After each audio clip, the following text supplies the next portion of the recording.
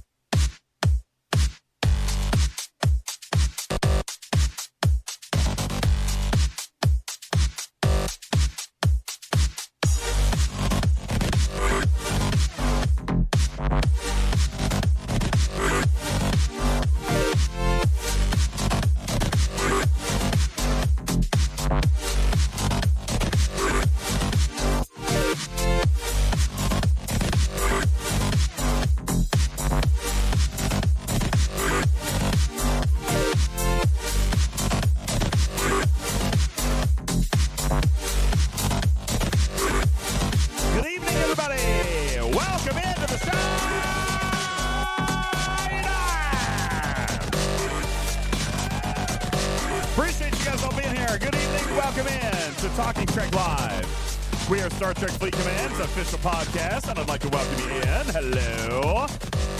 Man, happy Arkfall. Except, it's our first episode of the Ark. But, man, what a big, convoluted, complicated thingy that we got going on here. Welcome in, everybody. My name is Ultimate DJs. Griffin is backstage. He'll be joining us as well as Matters, Jules Verne, Tarpy, Karkin, and Everywhere It Matters, and many, many more as we try to dissect what is Flashpoint. Who's here to get you learn on? Let me hear you in a talking Trek server sound off. We're going to get started with Raj on server 9, Jace on 44, Scalyback from the Outback on 188. Stradalorian on 9, thank you. Hey, Iron Chef on server 14. What's going on, Tarpy on server 70? Thank you. Guru on server 58. Dirty Bird Bill on the flagship server. That would be server 15. Good evening. Benny Hill on 42. Putz on 45. What's going on over here in the Twitch chat? You guys are crazy. Tin Man, thank you very much for hanging out. Good evening to you. Newton on 702. Engineering on 36. Stradalorian on 9. V-Real on server 80. Floyd Divine on server 21. Lieutenant Fire on 9 as well. Divine on 164. Blazed on server 31. Sniper says hello from Germany. Kevin on 145. Ice Wolf says I owe Tarpy a dinner. Oh, we're gonna have, what do I owe Tarpy? I owe Tarpy a lot of things. Dinner is probably the least of which. I'm just curious, what specific incident did she save my butt on in this case? Because it's multitudes. There's many. Benny Hill says, happy Grindfall. What's going on? Harold, hello. How you doing? Falcon on server 8. Burton on 701. Herps on 28. Tony Pye on server 86. Biker on 91. Bender the Robot on 51. Lord of Scarin on 49. MJ on 36. Victor on server 102. Warzarine on 188. Wheels on 45. Wristbreaker on 70. J Babes on 13. Engineer on 89. Plugster on 188. Rico on 45. Caledon on 89. Manxman on 24. Striker 49. Gray Sabers on 29. Trickle on server 15. Man, the list goes on and on and on and on and on and on and on. Good evening, everybody. Welcome into the show. How are ya? So much there. And the list is, you guys just must have a lot of questions here tonight. Ladies and gentlemen, we're going to dive right in. Without further delay, we are going to hop on over to our split screen. Ladies and gentlemen, oh no, you look upset. And you look really zoomed in tonight for some reason. Did you want, here, I can do the same thing. I can make a mean face. I can make a mean face. Why can't I hear you? Oh, there you go. I had you muted this time, and not Tarpy. Tarpy was on, and Griffin was muted. Sorry, Griffin. Well, Tarpitude, you lost your chance. It is not a happy Thursday. Oh, no. It is a day of reckoning and mourning. Oh, Vengeance was not mine through no fault of my own. Oh, no. And I am still Through recovering, no fault of your as own? you can see, and completely disheveled from the lackluster performance that I personally had Oh, no. in this regional leaderboard for the brand new Defiant ship. DJ did not go as planned. I'm sorry to hear that, buddy. When we say it didn't go as planned, what obviously the plan was to win. Do you have the leaderboard? Can we take a look at the leaderboard? Do you have your screen share up? I'd like to look at it. I don't know. We can certainly do that. I don't think 1 second. I'll get that. For you. I'm not going to be able to see the leaderboard because I'm squishy. So, well, there you go. We got the whale cam up and loaded right here. Right, I'm just doing some solo armadas, and let's take a look here. Oh, that's mine. We'll have a quick look. Flip this over here. Okay. Juby. Hey, Juby. Thank you. So, happy new ship day. He writes. For not me. For not Griffin. Thank you, Coulter, with the raid tonight. Captain Super Hater, 33 months on the resub. Balabom, thank you. Nowhere Man, thank you for the resub. Ben Sai, thank you for the super chat over on YouTube. By the way, Tarpy, all right, I don't know how many actually got to go out, all right, because I've been very busy today. I was actually late tonight, Tarpy, because I sent you a text. Now I'm assuming that's what somebody was talking about, you covering my tardiness. I've been packing for vacation. I'm literally leaving my house in like 6 hours. I really should be asleep. You just went on vacation. No, that was just like a weekend getaway. It was just like a weekend. I had a long weekend. Poor man. I didn't take any days off. All right, but that was just because it was just a weekend thing. But I am going. Oh no, what's happening to the stream? I'm dropping packets. Where did the packets go? Why are the packets gone? Where are the packets Not going? Again. It's been rough over here tonight. It's been rough over here tonight, folks. Yeah, there go the packets. Packets are dropping. Maybe I should. See you later, YouTube. Yeah, should I cut off YouTube? I'm sorry, YouTube.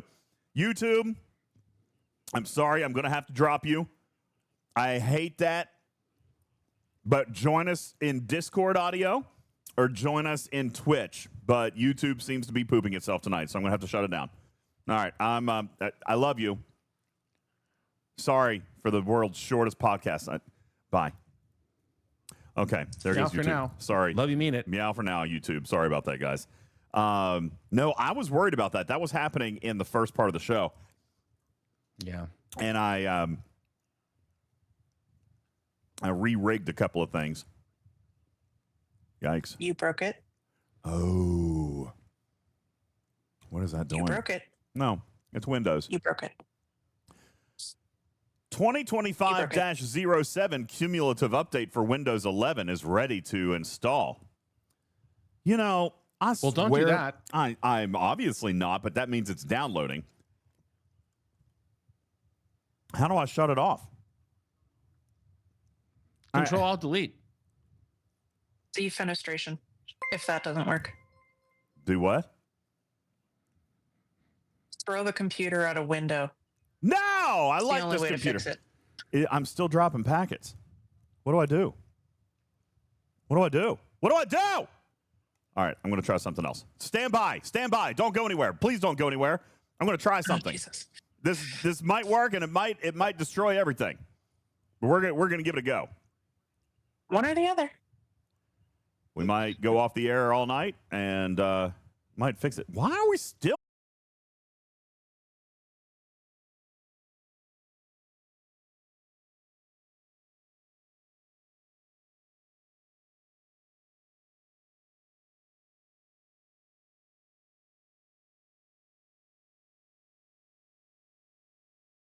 I don't understand that though. I've got Discord and I've got you.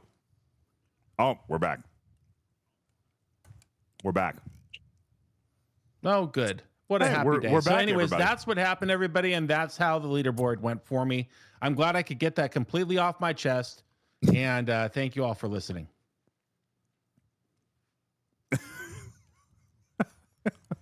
You're so mean. It was a funny story, though. Yeah. Game All stuck. right. Well, anyways, let's give it to him. All right, hang on. I'm going to finish my can of I like ravioli. the part about the goat. What? Well, while I'm waiting for everybody to come back in, here, tell everybody in chat just to refresh. Here we go. Refresh. Yeah. All right. So what had happened was I had noticed that the first place player from Briar Patch, I think server 38, posted a huge score, 651 million, but then they just stayed there Tuesday night. All day Wednesday, 651 million. Well, he had 4x. This morning, 651 million. He had a hefty lead. So he figured, you know what? Nobody's ever going to touch me. So I said, oh, not so fast. Let me just polish up the American Express card. And you know what? Since you're obviously not watching, I'm just going to go ahead and I'm going to not take top 10. I'm going to go ahead and get at least second place, if not Top Gun. And so I did the thing. I maxed my Enterprise E. I took it all the way to the top. Oh, my God. Tier 18. I kept going and going and going. I was like the Energizer Bunny. And then at 11:45, no, I get a phone call. It is the contractor building the health spa downstairs. Obviously, you told him to call you back in 10 minutes. And he has these schematics. And no, it's a sense of urgency because things need to be ordered today in order to get there on Friday. He could have waited 15 minutes, bro. He could have waited. And the guy just won't talk. He won't stop talking. I'm trying to get a word in edgewise. And I'm clicking and I'm listening and I'm clicking and I'm listening. And as it turns out, this is what happened. Look. Oh, no. We are currently, podcast audience, looking at his event score. Griffin finished. Here's the schematic salvage regional leaderboard. Griffin came up to 636 million points. And first place finished finished in third place. And first place finished with only 664 million points. And honestly, that's what? One or two components? Maybe three components. The player on server 80, he was setting a trap. He started climbing at about 11 o'clock in the morning, 1 hour before the event ended. And I watched him. He's going. So it's like, okay, I can go faster. And then I maxed out my Enterprise E, and I had to switch components over to get my Titan or something else going. But that took my 15 million point hits down to like 4 million point hits. And then the freaking phone call happened, and the guy wouldn't shut up about the this and the that and the panels and the treadmill and the juice machine and the juice bar. Finally, when he started talking about the juice bar, I said, look, pal, I got to go. I told you 5 times. I got to go. And at that point, the clock struck 12. I was 2 clicks away from winning this mother trucking leaderboard. As everybody can plainly see, I needed like 30. I was going to be there. And so I fired the guy. I had to fire him. Obviously, you fired him. He's gone. Right, yeah, you know, get this Somebody guy else out of here. The juice bar now. Get this guy out of here. Come on. Get him out of here. Get him gone. Go. Fired. Yes, he's out. He's fired. But the good news is I still have 500 blueprints out of 1,000, so I just need to do this once again next week. So how many came in the SMS though? 200. So wait, you only won 300 out of this leaderboard? No. Yeah. Third place was like 300. No, Shelby. And then second place was 480, and the Top Gun was the full unlock. Oh, that is terrible. Oh, that is awful. That is just plain awful. Oh, my goodness gracious. Whoa. So no vengeance to show everybody today. I blame the contractor who is formerly building the juice bar downstairs in the health spa. He's gone. Obviously. So, we'll just have to wait for that next week. Yeah, guys, pieces Is he buried out. under the health spa and the juice bar? Lord. Or like, did he? In a different time and place, that would definitely be the case. Tarpitude, yes, he would be fearing for his life at this point. Yeah. At this point, the only recourse I have is termination. Termination. That is Termination of breathing. suitably vague. Yeah, I'll let you define the term, but yeah, termination. Oh my god. Anyway, congratulations. I want to say congratulations to the player on server 80 whose name I cannot see. That was very good. That was a good little sneak attack at the end. And the Q Who, I mean, posting that huge score and still coming in second place because of my contractor. So congratulations to those two players. Third place in the Galaxy, still not so bad. I'll take it. I couldn't hang up GP Factor because he was ordering parts and making poor decisions. It was going to cost me an incredible amount of money. And that invoice was getting paid at 12. So, I mean, there's nothing I could do. It had to happen. It was just, he now lives under the pergola. Yes, correct.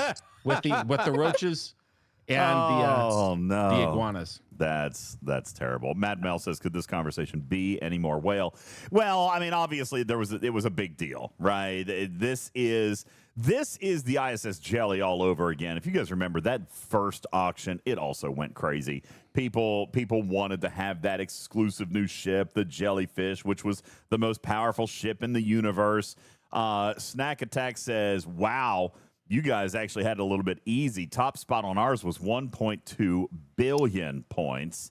I saw that screenshot. That's double what we did over here. Wow. And I think it's because of the Q Who. The Q Who set the pace right on the beginning, coming up at 651 million. Nobody wanted to touch it until an hour before the event had ended. You know, Zoidberg, here's the thing. This ship is going to do exactly what they're saying it is. That's right. The Jelly was always crazy for auction. The Vengeance is going to be crazy for auction. It's going to do the exact same thing. And give it a year. And anybody who's playing in G6 right now, everybody's going to eventually have a Vengeance. It is, again, this is, I don't want to say it's copy pasta, but guys, we've seen this design before. This is not unusual. It's not unheard of. This is the design. When you guys, if you're late G5, let's say you're Ops 60 right now, Tarpy, what? 6, 8, 10, maybe 12 months from now, the Vengeance is going to be the Jelly. That's what you guys are going to have, you know? And you say you guys, like you're not also going to have one. Well, I can't. You're doing this weird thing where you're downplaying the ship again, and you did this the other day. And let me tell you, no. I'm not downplaying this ship. Okay, let me finish what I'm going to say. Everyone will have an opportunity to have it. I'm sure that there will eventually be bigger ships in the game. That's just how this game works. Okay, but this is the end all be all, guys. Today, I don't know where this test came from, and I don't know how people were crewed, and I don't know underdecks, and I don't know boosts, but I saw a tier 1 level 5 Vengeance smack the shit out of a max cube.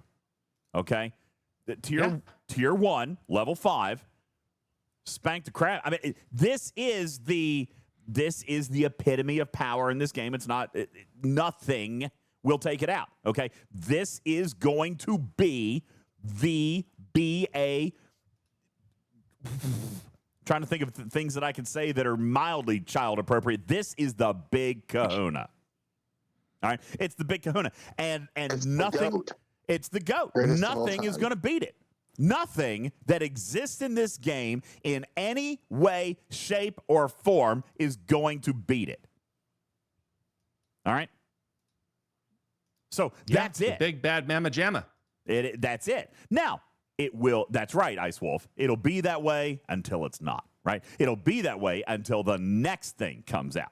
How about the next version of faction ships, G7, if you will? What about the next strike team? What about the next chaos tech? I mean, we're used to this. All right, we're used to this. This is the same as strike team when something will eventually take it out. And so again, let me be clear. I'm not diminishing it. It is the most powerful thing that exists in this game to date while it lasts. Okay. But I will tell you, I can tell you firsthand. That's why I have to be very careful about what I'm saying here, because I don't want to obviously leak to Griffin the fact that I was granted the ship.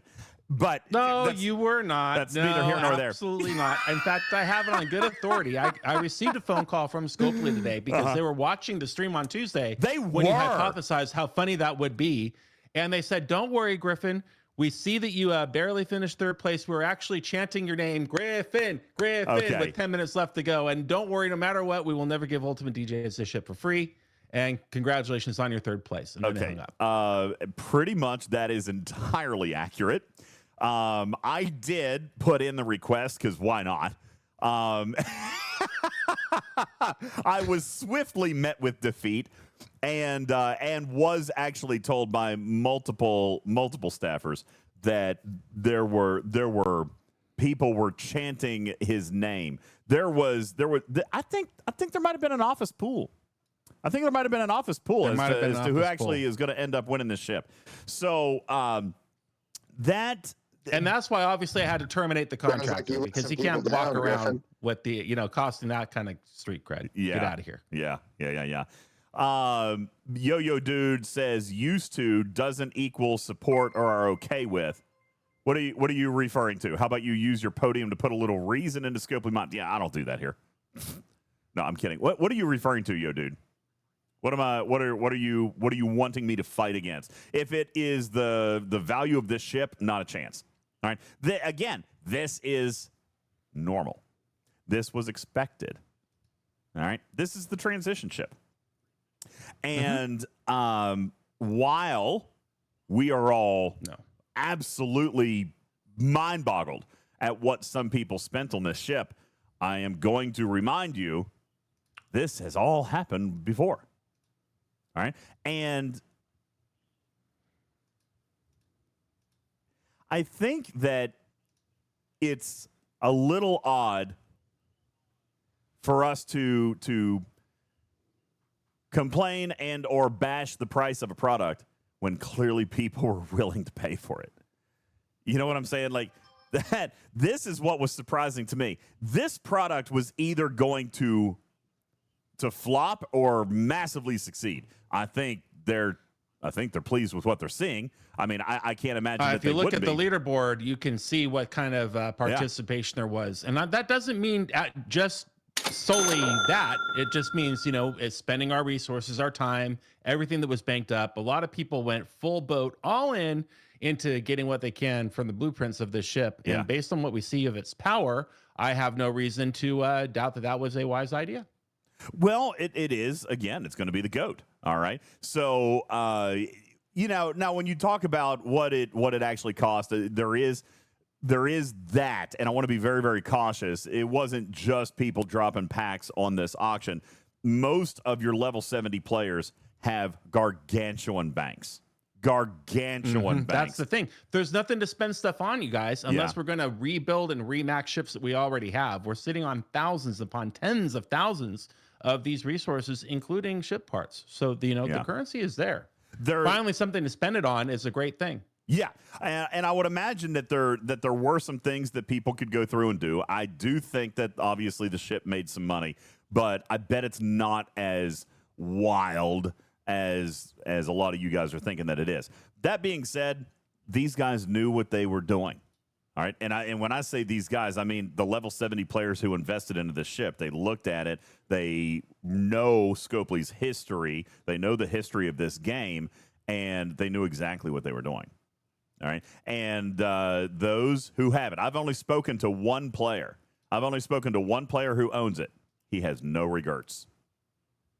No. Because tier 1 level 5 is already defeating the next best, most formidable opponent in the game. I am actually very, very excited to watch, not play, to watch in the what is it called? Arenas this coming Monday. Arenas? Yeah. I'm not looking forward to that player showing up on my opponent's what are you screen. talking about? No, thank I'm you. going to join that player. All right, I'm trying to organize. I'm going to try to organize a team with me and this player so that I can try to get on their team and just watch it. I'm just going to hide in the corner and just watch them. All right. Andy says, "Why one ship versus everyone?" Well, I mean, listen, it's an undefeatable ship, and it's honestly probably not going to change arenas very much. But I do want to see the other big level 70 ships that are used to running the gambit. All right, they actually now have. I'm not saying one ship that guarantees a win, guys. I'm not naive. I'm just saying okay, when a Max Cube shows up, all right, or a big old Crenchus shows up, what's the first reaction from a level 7? You avoid that, right? You run from it because you know you can't kill it. Except now they can be killed. You can. Now they can be killed. It's like the 5th grader that was on the playground. All right, their school just got consolidated with the junior high, and now there's 9th graders on the playground. Oh boy. Yeah. Okay. Now there's 9th graders on the playground, and the 5th graders are looking around, peeing their pants. Okay. So it is very, very interesting just to see what players were interested in doing in this auction, and the number of points that were out there. I can tell you, I would imagine for most of these players, most of this stuff was their bank.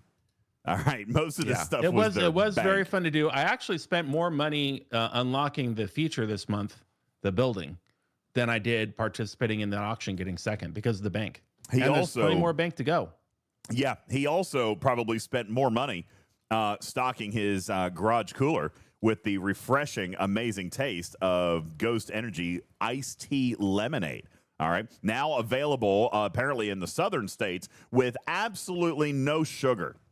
All right, 200 milligrams of natural caffeine from coffee beans, 1,000 milligrams of carnitine, and that amazing Arnold Palmer flavor with only 10 calories for legendary energy, epic focus, and none of the crash. It is Ghost Energy Iced Tea Lemonade. Absolutely my number one new favorite flavor of Ghost Energy. I would imagine, Griffin, that you've already got 3 new flavors, but this one is my absolute favorite right now.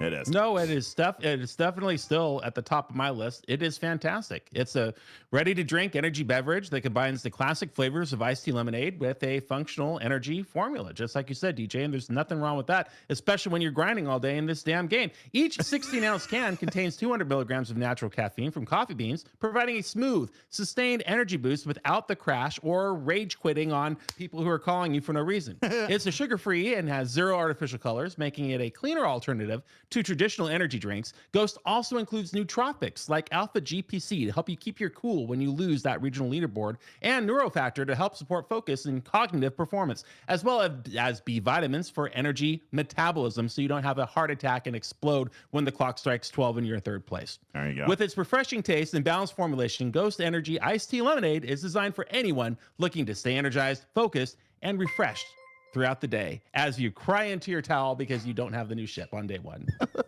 Sheepskin, thanks for the follow. Jeef Boot, thanks for the resub. Cottontail with the raid. Bud Knight with the follow. Jongo with the resub as well. Thank you guys so very, very much. Benny Hill says, I can't find Ghost Iced Tea. Neither can I.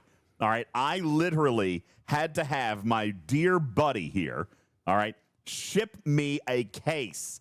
He actually shipped me a case. I can't buy it anywhere. You can't even buy it on Amazon. Can't buy it anywhere. No.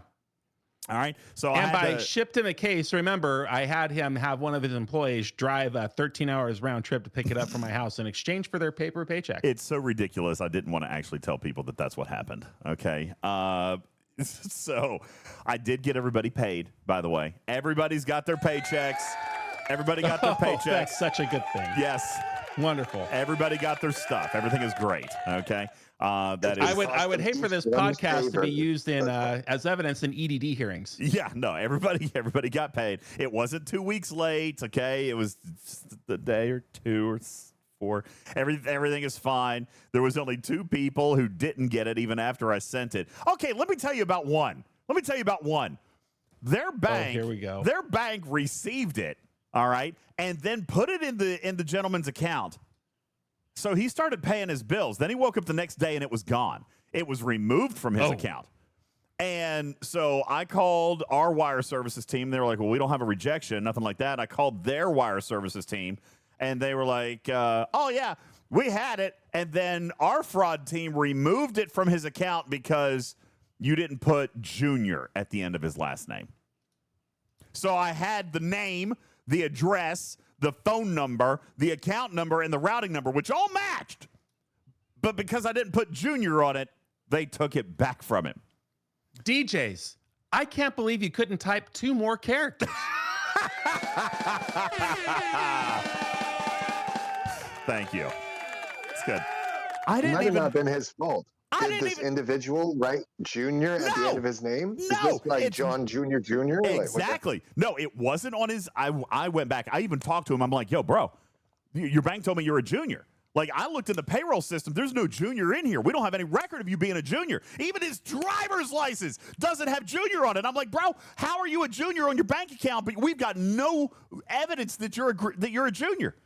All right. So I had to go into the payroll system. I had to add junior to that. I had to go into the where we're doing his taxes and add junior. I didn't even know he was a junior. So how is this not I been a have problem never heard your voice go that high. This payroll thing is stressing you out. Oh, my God. And so I finally had a presentation with Paychecks. All right. Super nice guys. Super great. I enjoyed the presentation. Obviously, they've got a knockout, bang-up product. It is absolutely the bee's knees and the 100% solution to my problem. It's only going to cost me $30,000 a year. I couldn't. Nope. Can't do it. No. Oh, Mrs. Boss told you to get lost with that number. Yeah, that wasn't happening.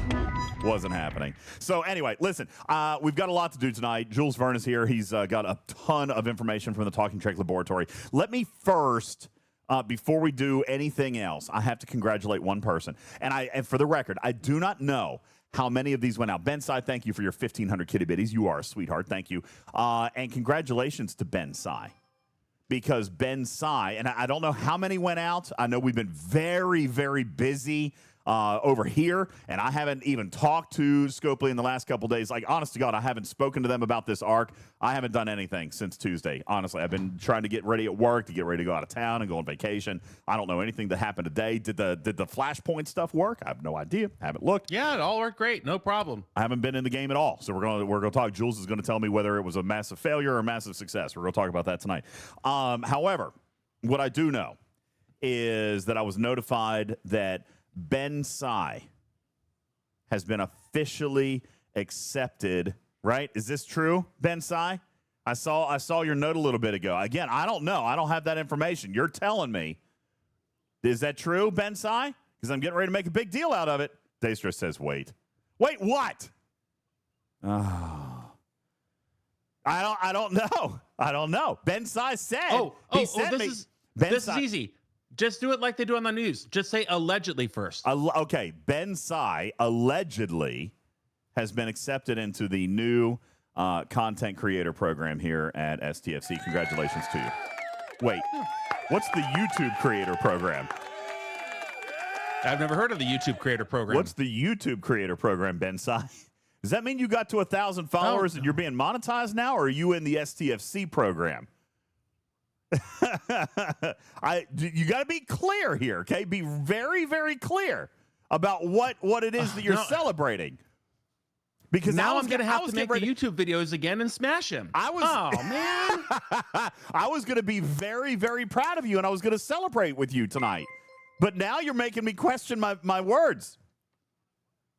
I think Ben Tsai might have jumped. I think he might have put the chicken before the cart. Okay? Oh, boy. Yeah. Did you put the egg before the horse? It's something on YouTube. Oh, man. See, well, congratulations on YouTube.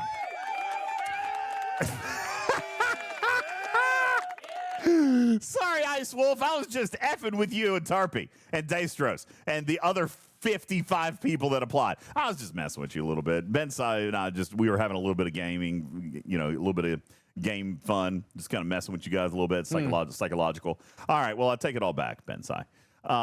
We congratulate you on your YouTube endeavors and can't wait for you to spend 70 to 80 hours a week to make about $400. Yeah, that's right. Congratulations on being a part of YouTube monetization. It will not take you very long to realize how worthless that is. But it will crush your soul. But congratulations nonetheless. Iron Fister says that's horse before the cart, but okay. What? It's not egg before the chicken? Or egg before the fish? Yes, it is egg before the chicken. Yeah. That is acceptable. That's right. Horse before the chicken. That's what I said. And the egg before the cart. If you put the cart before the chicken, now you're really talking. There you go. Okay. Pretty exciting about that. All right. Ladies and gentlemen, Flashpoint is here. We've got lots of stuff to get into tonight. As a matter of fact, there was some debate amongst the Talking Trek showcast tonight about whether or not we were going to try to knock this thing out tonight or whether or not we were going to break it into multiple shows. I think we eventually decided we need to do it all tonight, all right, because we have to do it tonight because I am not going to be doing a whole lot of show content over the next week. Okay, I'm not going to be doing a ton of it. So we've got to do as much as we can here tonight. So in a Talking Trek first, I know, Ice Wolf, in a Talking Trek first, Jules Verne, Tarpitude, Matters, Griffin, and myself have an actual bullet point list. And we have agreed to 5 to 7 minutes per bullet point, hard cap. Let's see if this actually works out. Tarpy, what is the current over-under on whether or not this actually works? Yes, there's a checklist. My job is to interrupt you and make sure it goes longer and longer until you tell me to. I'm going to boot you. If you do that, Griffin, you're gone. No, listen, you know what? That's funny. I need a job. Him and Putz are collabing here. All right. Putz said the same thing, that he was going to try to talk more just to see if he could extend the length of the show. There is civil war amongst the Talking Trek showcast right now. Okay. Ice Wolf says, "Oh, about I'm as good a chance of Elvis being alive as us accomplishing this." Okay, that's the 5 to 7 minutes per bullet point. So here's what's going to happen. Here's what's going to happen. All right. I am the world's We're going worst. to break that in the first 5. No. In the first topic, you're going to go over. No. We're one payroll conversation away from throwing it all out the window. Here's why. Balabom says let's bet toy mice. Okay, you know what? I might be willing to do that. But listen, here's why I know it's going to work. No. Here's why I know it's going to work. Why? Because I have not played the game. I am the number 22 content creator, and I haven't done jack. All right? What was that Tim Russ line in Spaceballs? I ain't done shit. That's me. Okay? I haven't done anything. I've done nothing. As a matter of fact, the events for the first 2 days, I did the hostile one, couldn't even come close to the mining one. I didn't even hit the first milestone. I didn't even hit the first milestone in the mining one. Heroic on it, though. No, I'm glad that it didn't say heroic on it. And by the way, everybody who was whining about that. Second day, they added it. No, they didn't. They did. I have it right here, DJs. Those buttheads. They added Flashpoint heroic events, and then here's Transogen. Yeah, they did. Here's the mining event right here. They added it. I praised the fact that it wasn't there. I praised the fact that it wasn't there so that I was going to come out here and just be like, listen, obviously I mined for a couple of hours and I realized this event is not going to be for me because I didn't have the building high enough. So, yeah. Yep, they snuck in a heroic on you. I determined that I was not going to be able to perform that event, so I stopped worrying about it. Which is what I was going to suggest to all of you, but then Scopely went and spoiled it. So there's that. Now, I think this whole thing is broken and not working anyway. Well, no, I don't think. Oh boy. I don't think that it actually is. I think that the milestones are just ginormous that you can only accomplish with higher levels of the building, which is fine. That's what I want players to understand. If players actually understood the mechanic of what the building does for your miners and then what the mining can do with your miners can do on these 3 different types of nodes, this is Isogen all over again. This is Isogen all over again. Tier 1, Tier 2, Tier 3. Isogen, okay? Common, uncommon, and rare Transogen. Guys, they even end in the same letters. So obviously they're the same thing, okay? They couldn't even copy-paste all new words. They kept the ogen. All right? Transogen, Isogen, okay? They kept it. Now, the reason... And for everybody who was pushing heroic, that's fine. I personally hate it, all right? Because I think that it pigeonholes the community into either complaining. It pigeonholes the community into not even thinking about an event.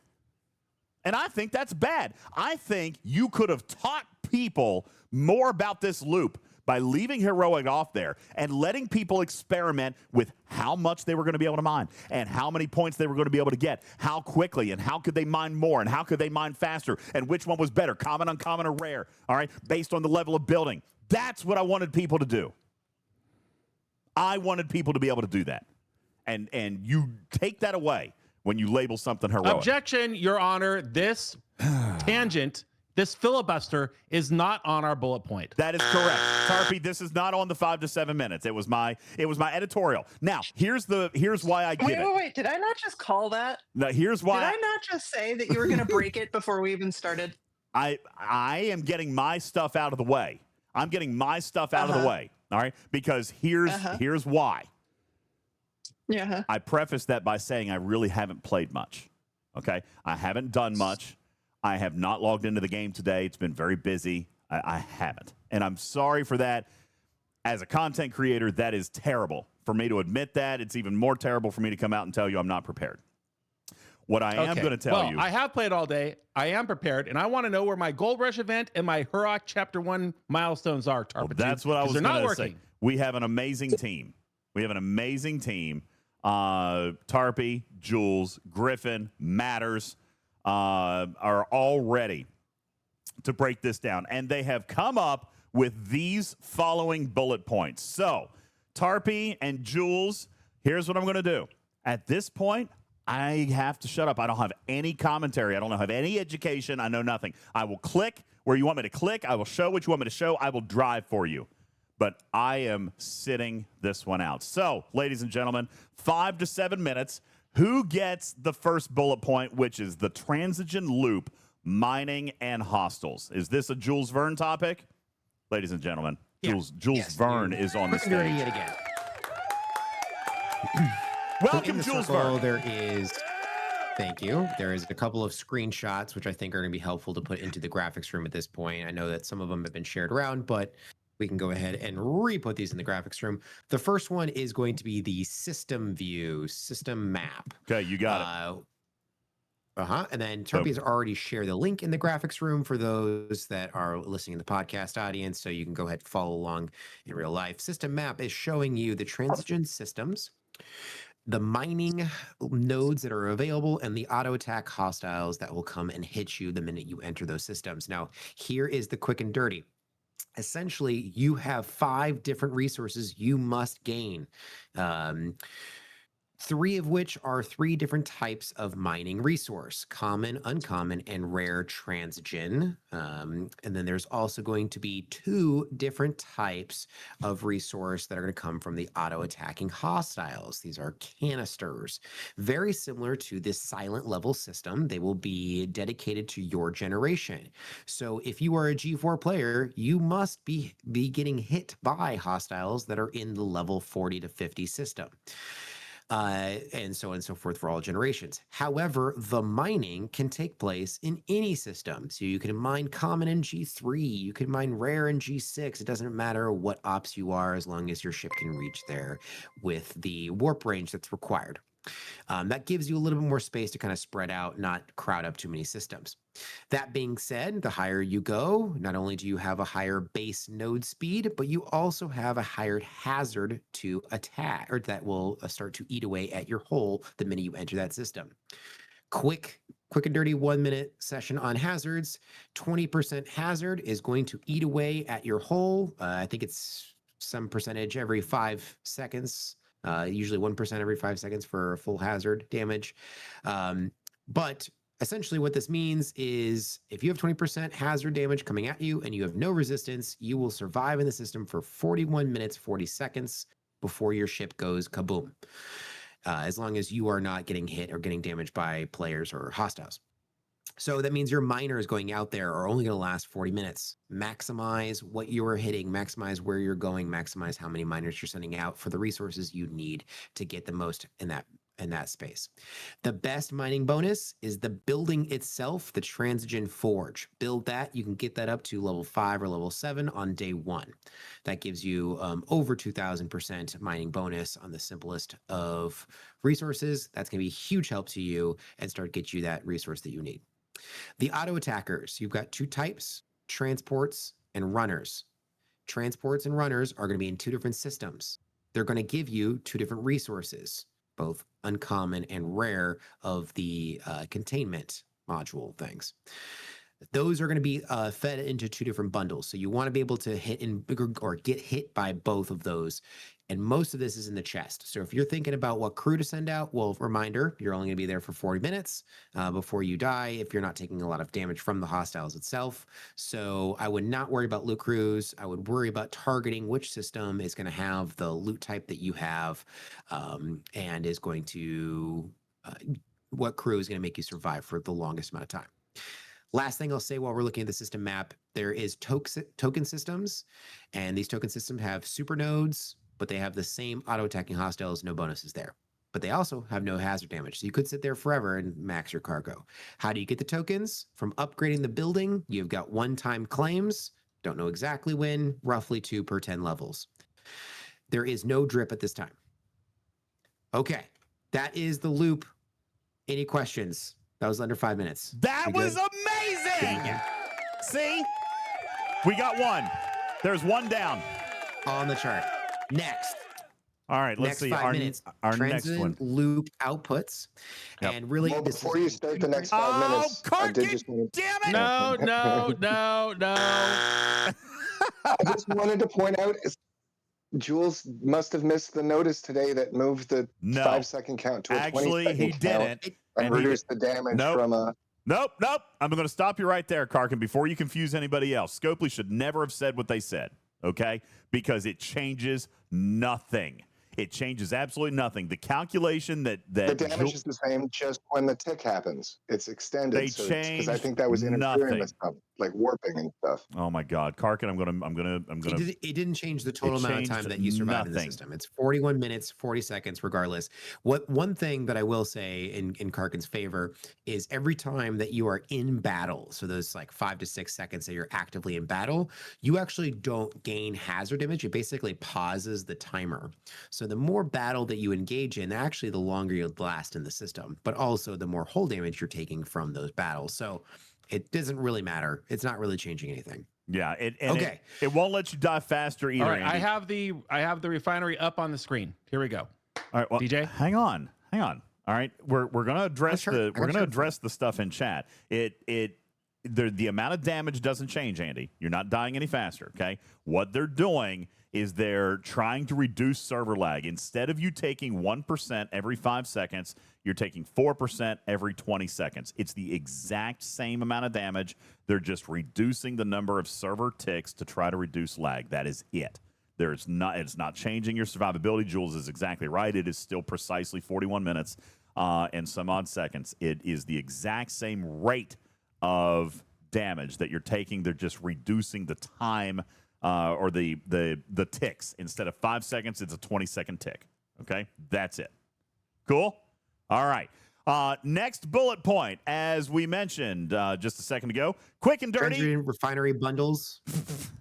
Yep. Let me give the intro here. I know you're very excited, Jules, to get in our time, but we're trying to make these into sourceable loops or videos as well. So our second bullet point is going to be Transogen loop output. We talked about everything that is coming in a previous segment. So now, what are we getting? We're trying to put together this entire chapter of series for you for a very, very complicated loop, and that way you can go to specific videos and specific chapters of content to find what it is you're looking for. This piece is going to focus on, all right, what are we getting? You're doing all this work. You're earning 5 different currencies. What are we getting now? Take a look at your screen. Jules, Transogen loop outputs. What are we doing all this work for?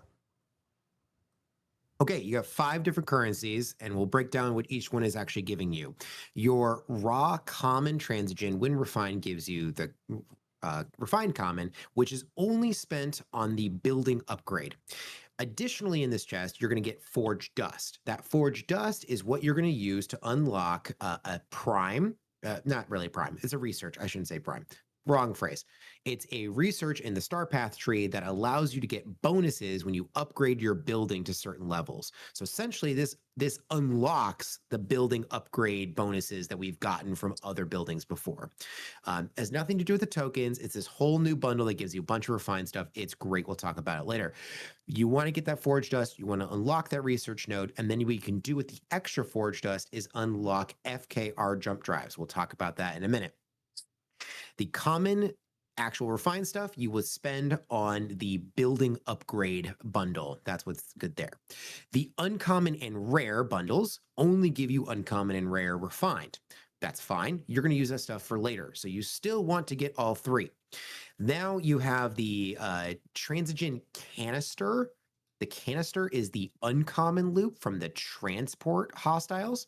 What that's going to give you is even more of the refined uncommon and a little bit of latinum and a little bit of skill points. These are not rare skill points. These are the regular uncommons that you trade in for legacy fleet commander skills. Okay, cool, whatever. Then the rare loot that you get from the runners hostiles will give you rare Transogen, some speed ups, sort of meh, but hey, it's a daily drip of speed ups, particularly for Sigma speedups. By the way, G4 gets Sigma speedups. I don't know why, but they do. And then it gives you a chance pull at some of these mastery artifact shards. So just that slow drip of the mastery artifact shards.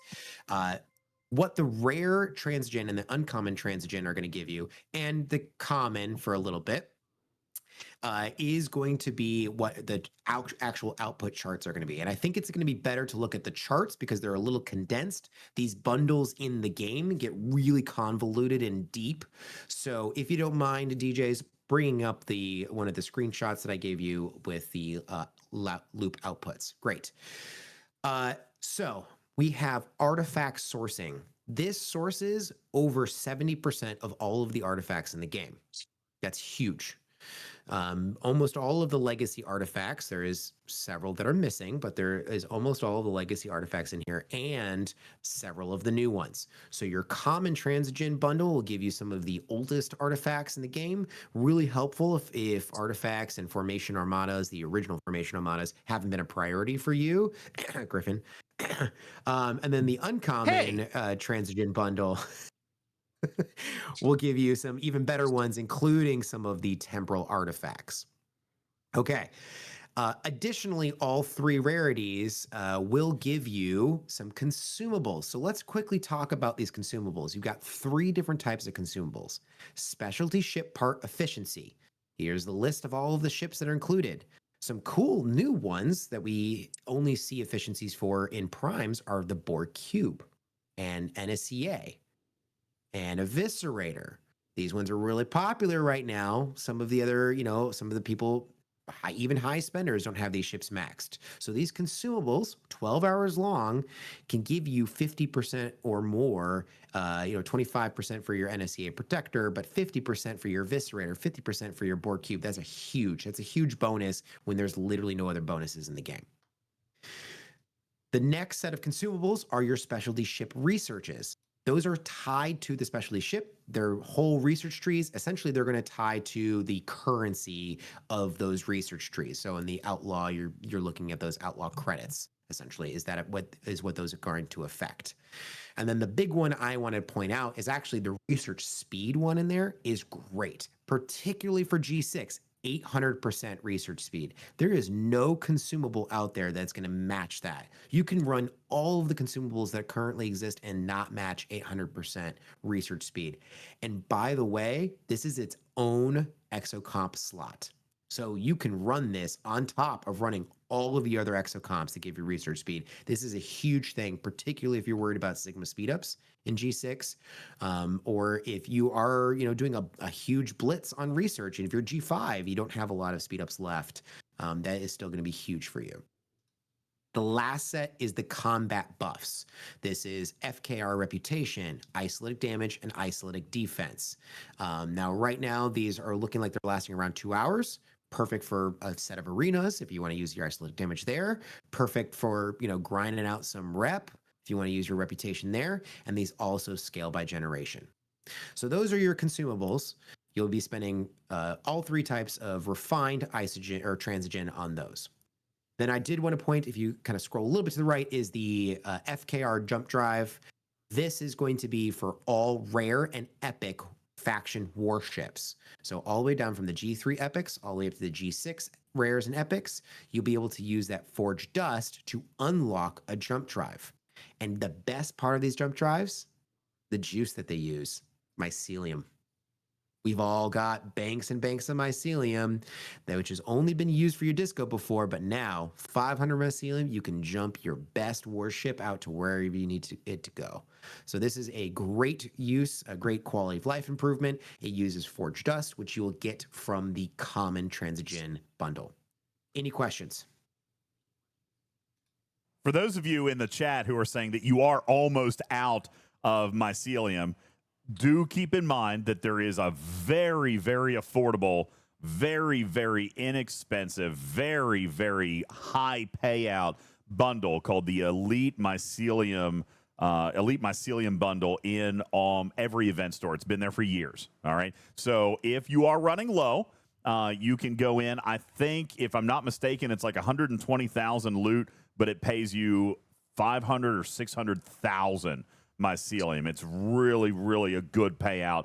And honestly, you do that one time, you don't have to do that every event store. I don't remember the last time I pulled that, and I disco for everything because I also continue to do the Sunday events.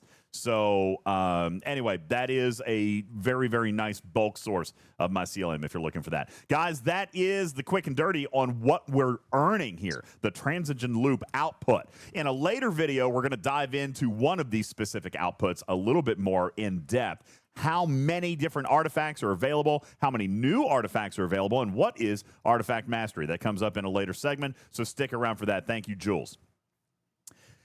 And in this chapter, guys, we are going to go in, and again, for those of you in the video audience, it makes a little bit more sense. In the podcast audience, we are segmenting this out, so you're not missing anything. I'm just phrasing myself a little bit differently. But our next bullet point, our next chapter, is the artifact sourcing, the full list of mastery artifacts, all the other artifacts, what's being sourced, and how mastery works. Back to the Talking Trek Lab, we go to Jules.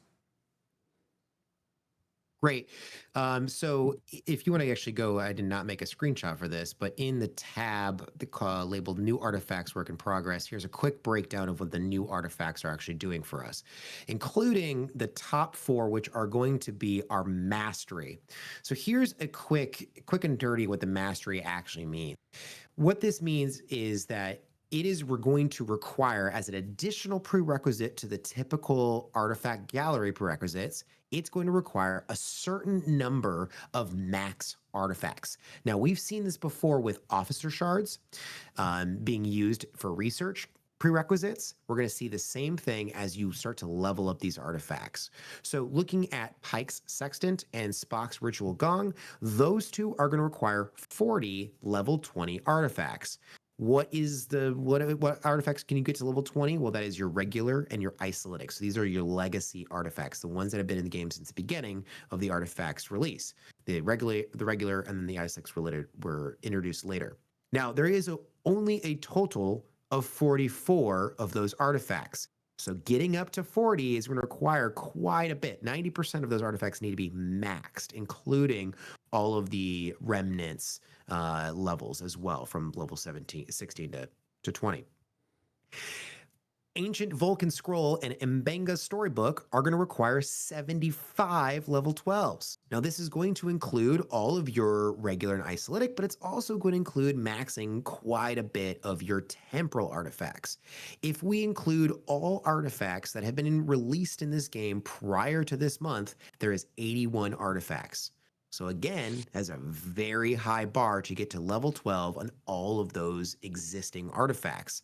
This will not be done quickly. Those will not be done easily. So that will be an additional barrier as you're growing. And now we're just looking at the very last level, which also requires Artifact Gallery 61. But if we go down to, say, level 5, and I don't have a chart for this, but I'm just going to verbally say it here.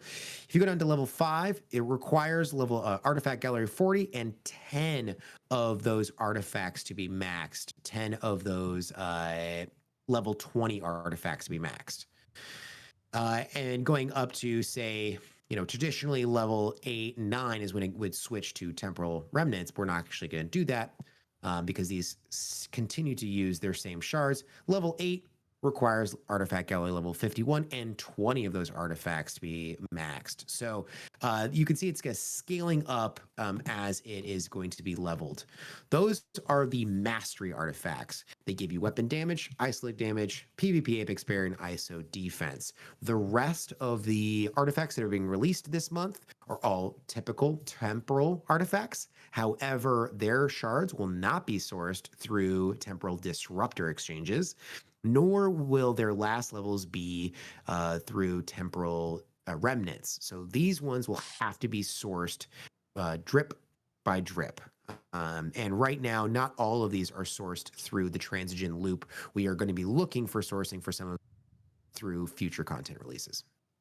Now, just as a quick answer to some of the pertinent chat questions, how do we tier these up? Well, now you've actually got a second way, Voltron. First of all, you have all the traditional sourcing on your traditional artifacts, but now you're also adding extra artifact sourcing through the Transogen bundles. All right, so that is going to help you get the shards necessary for you to hit the criteria then for you to upgrade these new masteries. Jules, the question may involve a little bit more information. Are there any other consumable or material requirements for these mastery artifacts, or is it just the number of artifacts at max?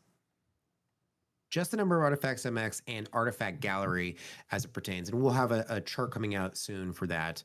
The other thing I will say is that these have the highest amount of shard counts that we've ever seen before. So it is going to take a while.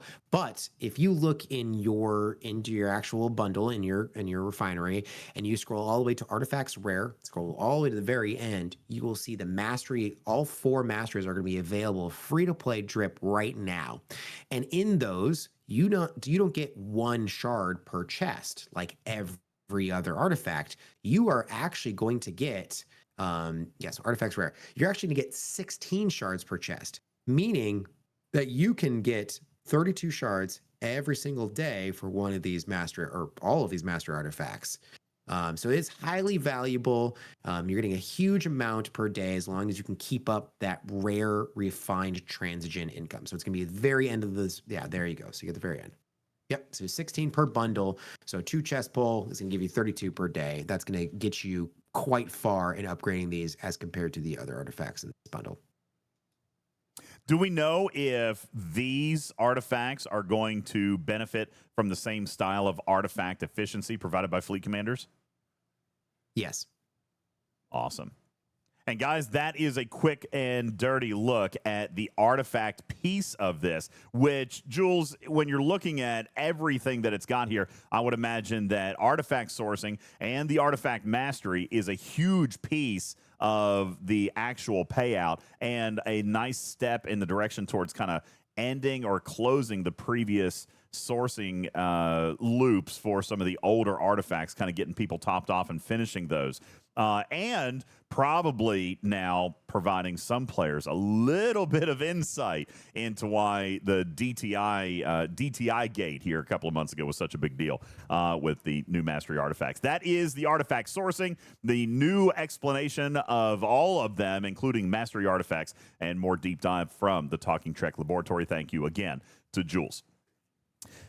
Our next chapter in the payout of this particular loop, again, 6 months of Flashpoint, Griffin, and we're looking at so much grind, especially here in the first month. We're basically seeing 5 different currencies. We're seeing mining, we're seeing hostiles, and in typical Scopely fashion, they've dumped everything all at once. This is a difficult arc. It's a difficult loop. It's very grindy, which, again, I'm not going to complain because we loved, generally speaking, we loved the grind that Mr. Tiger gave us with Wrath of Khan. This is not wildly different, minus the time gates of the refinery, but it's definitely going to be very, very challenging up front and definitely requiring a front load process. But what is the end game of this particular process? Well, in a previous chapter, we talked about the artifacts. Jules, your next section of Quick and Dirty, your deep dive here, wants to be on the actual exo comps. Give us a little bit more information on the exos that are available in your teaching. Right. So we have specialty ship parts efficiency. All of these last for 12 hours. And these include several ships that currently already have some efficiency on it, but also several ships that don't have any efficiency, including the Eviscerator, the Borg Cube, and the NSA Protector. So these can be highly useful in upgrading those currencies. They also have a very high cooldown. It's about 5-day cooldown, and I don't think we know right now whether or not they can be banked. Can anyone in chat tell me, can they be banked or not? Or do they auto start? They're auto start in their own slot. So yeah, you're basically gonna be able to come in and just pop it when you want. Yeah. Yes, and be careful, because if you purchase another one, then it's going to override what you currently have in your slot, since there is only one slot here. So if you're running your Borg Cube efficiency and then you pop in, say, a specialty ship research efficiency, we're going to lose that Borg Cube upgrade efficiency. So just something to keep in mind as you're using these exocomps. The next bucket is the specialty ship research efficiencies. These include a lot of legacy research bundles, and it's going to be the currency that's going to be used in those bundles, not really anything else that's in those, including the dilithium or time or anything. It's just going to be the currency, the specialty ship currency for those research nodes. And then there's one key thing in that bundle that I think is the most valuable, which is the research speed. I have a small chart just below called the effects variable by generation. You can see here that the research speed is quite generous. We have not seen this level of research speed in any one exocomp or buff or anything. So 800% as a G6 player is going to save you quite a bit of Sigma speed ups when you're going through and pounding out a bunch of research. Even G3 getting 600% is massive compared to all of the research they may have done, research speed bonuses they may have done up to that point. Then the last bucket is the combat buffs. Now, most of these last 2 hours, FKR reputation gains, isolatic damage, and isolatic defense. These things are also variable by your generation. So you're looking at 300% FKR reputation for a G6 player, 50% isolatic damage, and 200% isolatic defense. These are pretty big bonuses. They are exocomps. They're going to add on to everything else that you have in the game. These are great use for things like arenas or territory capture when you're fighting for, several, minutes and hours. Or they can be great if you really need a boost on something like, an invading entity like we have in our current loop. So take a look for these to kind of give you that little edge. I can also see the reputation one being really big. If you know you're going to spend a couple of runs in the mirror universe, 300% on FKR reputation is not small, especially, we do have a lot of that boost already in game, but 300% is certainly a nice substantial amount, making that that grind a little bit better. And of course, as a lot of players have accurately predicted, in years past, we see a lot of these efficiencies and we see a lot of these boost ups as we're preparing to close the chapter on another generation. So I do believe basically that what you're looking at here are accelerant mechanics to get people ready for the next chapter, the next evolution in this game. When we're going back and talking about, we've got a minute on this one, Jules. When we go back and talk about the ship part efficiency, I'd like to spend a second on this, specifically for the Borg Cube. Or the NSEA Protector. There are not any other research efficiencies for these ship parts, if I'm not mistaken, right? So on the Borg Cube, you're talking 50% efficiency is going to get you what, a 20% net reduction in those things?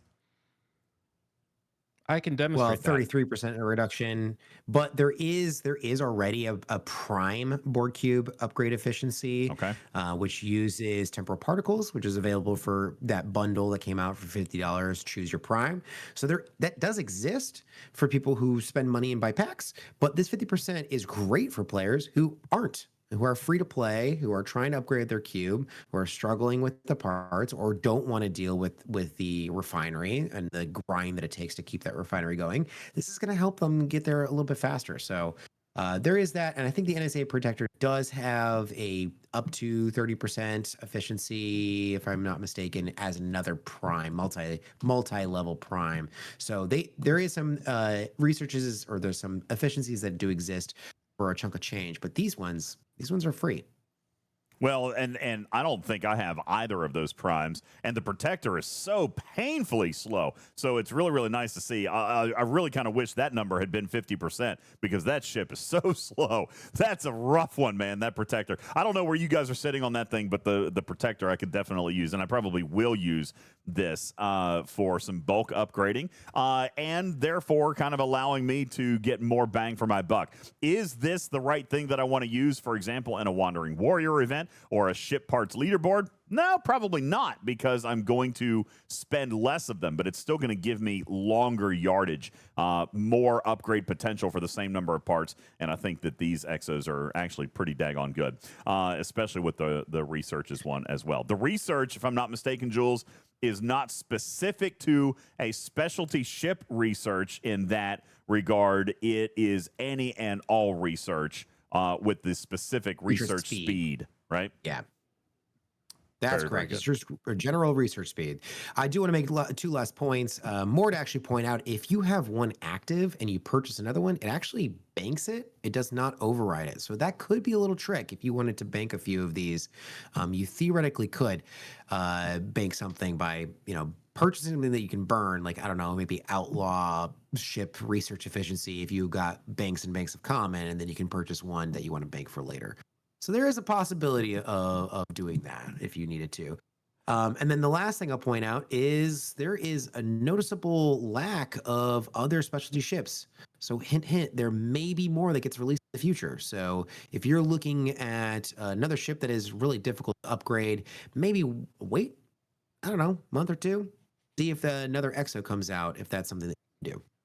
Very good. While we're in this same chapter, I don't want to make a whole nother chapter, but when we're deep diving on some of these outputs and some of these consumables, I will point you over to a jump cost consumable, if you will, not really a resource, but good old-fashioned disco mycelium, because one of the other things that we mentioned in the previous video as far as the payouts, and we'll do a little bit more deep dive here, are the actual FKR jump drives. Now, to be very specific, Jules, this is the disco jump ability, not a summon ability, not a rip ability, but specific a jump, all right? Basically eliminating the need for the eviscerator, eliminating the need for the Borg Cube transwarp drive, eliminating the need for the discovery, at least for yourself if you are taking a specific faction warship out to a late system. You no longer have to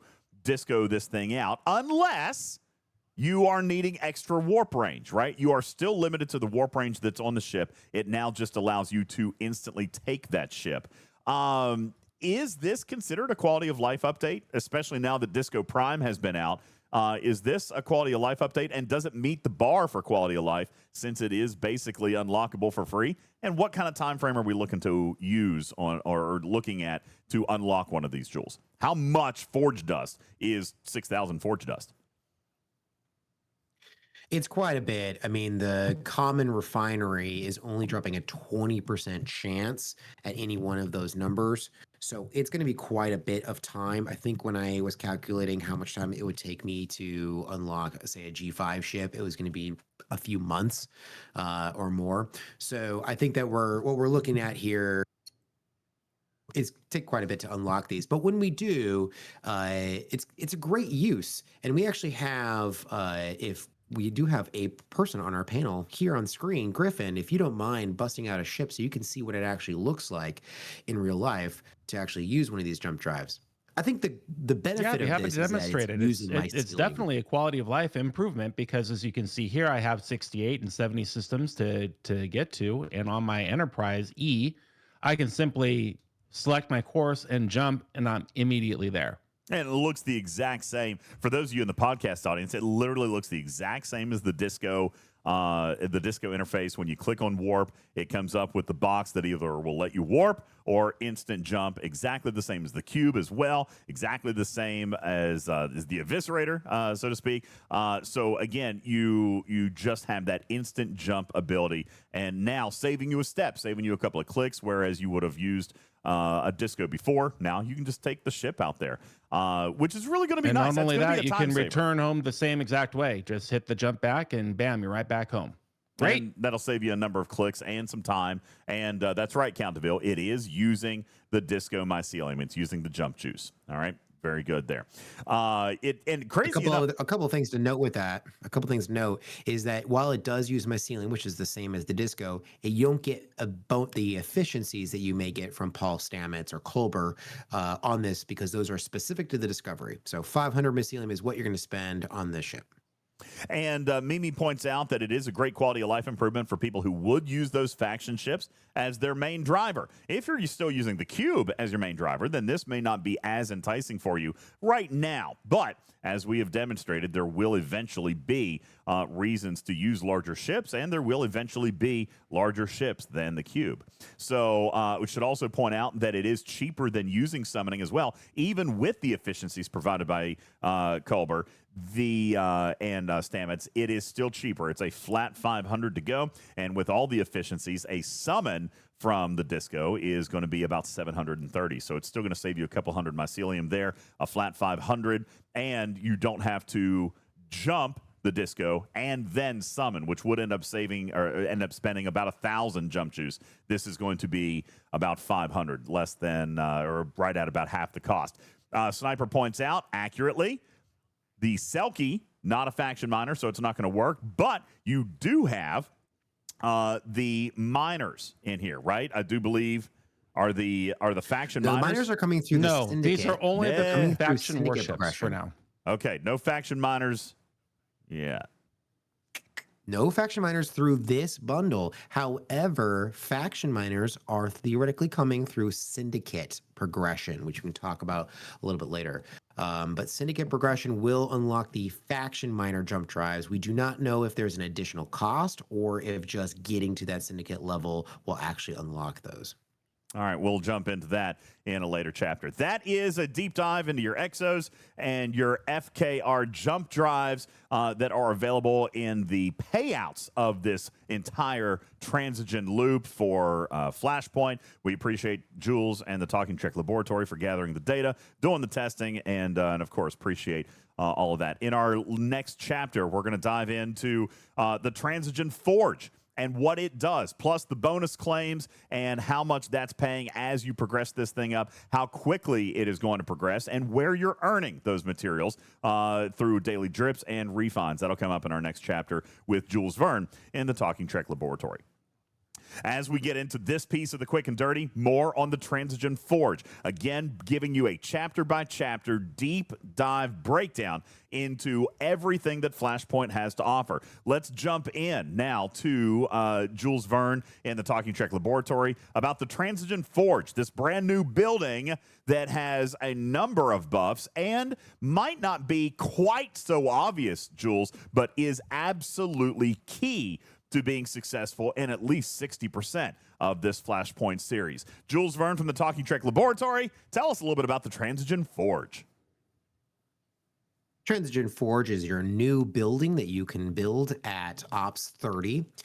What this building is going to give you is several buffs, some that are useful outside this loop and some that are very useful within the loop. So just talking about within the loop, mining bonuses, both for common, uncommon, and also rare Transogen mining. Now, these bonuses are going to tier based on the material type it is, but also tier based on the forge level. And already starting at level 10 of this building, you're seeing thousands of % mining bonus, which is great because these nodes are tiny. And if you're a player, particularly in G4, G5, and even G6, you're going to need millions, thousands and millions of this resource to fuel your refinery. So getting this mining bonus up is going to be very useful. A couple of ways to actually jumpstart your progress. Everyone should get to about level 5, level 7 on day 1 through I think there was a gift chest. There was the code SNW Part 1 in the web store, but also some other places, including oh god, where's the other places? I think there was with the Battle Pass, yes. In the Battle Pass, there are several milestones, but milestone 2, so your day 1 event will get you some materials to immediately start upgrading this building. I would encourage everybody to do that first before you've done any mining. Just get this building up as far as you can, then do some mining. And as you can see here on the screen, you're going to need common refined transogen in order to get that forged material up. You can get that through some events right now. So some day one events will give you some of that common refined. So you can immediately pull this bundle in order to get you at least a level on there. Some other effects that will happen from this Transogen Forge building will be isolatic damage, PvP apex barrier, and ship scrapping speed. And then we also get things that are not listed in here, including just by building the building, a Transogen exocomp slot. You only get one ever. There's only one that exists. And as you tier this up, you'll be getting warp tokens. We don't know exactly which levels you'll be granted those warp tokens, but it's roughly 2 every 10 levels of the building. Those warp tokens will get you those specialty systems that give you those super nodes so you can get the mining done really quickly. That's really useful, particularly if you have G4, high mining laser, tons of cargo space. This is going to get you into those systems and you can fill those cargoes up pretty quickly. And then additionally, as you upgrade this building, every 10 levels, you will unlock what is called the Transogen Forge Reward. In that Transogen Forge Reward, claim is going to be some refined materials to help you expedite this bundle. So what level do you have this at, DJs, right now? I'm at 8. Okay, so you could probably view it. So once you go into the refinery, very last tab in your Transogen refinery will show you the Transogen Forge rewards that you would get to level 10. Now, this is the research that uses forge dust that we talked about in an earlier episode, earlier chapter. That is available free to play drip through the common refinery. That will give you that forge dust. You'll unlock that research node you'll get here. And then once you hit every 10th level of the forge, you'll be able to pull this. This will have refined resources, which will help you expedite your process throughout this loop and also give you a good inkling of some materials as well. We're showing here are the 6-star and the G6 resources and materials. But as we have seen, that will kind of vary by your ops. So that is the bonus claims. And this is actually, I do want to say that once you get to level 60 and 70, it's not just a one-time claim as earlier levels. It's a 3 times claim and a 5 times claim. So in the end, you're going to get 32,000 common refined transogen and 16,000 uncommon and 8,000 rare. These are some huge numbers here. So once you actually get to those levels of your transogen building, you'll really have a huge bank of this refined material to kind of fuel the great outputs that you get from your, including artifact sourcing, exocomps, and otherwise. Can I go back and ask a quick question about this regarding the Forge Reward claim unlock in the Star Path research tree? It looks like it is requiring that Transogen Forge Dust, almost like a prime, unlocks one-time reward claims when the Transogen Forge building is the required level, but that is costing that Transogen Forge Dust. So you're saying we don't get the one-time claim if we don't have that research unlocked? That's correct. Yikes. So, and I'm sorry, Griffin, this is going to mess up this video, but I actually have a question, and we can cut this out. Keep asking. So does that disincentivize tiering the building until you have enough research dust? Well, it depends. If you're a spender and you buy the day one pack, you'll get 1,600 of that forge dust, which will allow you to get that research immediately. If you are not a spender and you're doing the free-to-play drip, well, yes, you're not going to worry about upgrading that building. You're still going to just kind of continue to upgrade the building because you want that mining speed. And then eventually you'll get that forge dust. Now, here's a quick time estimate for you. If you stayed between forge levels 1 and 10 for 80 days, statistics tells you that you'll have the 6 forge dust.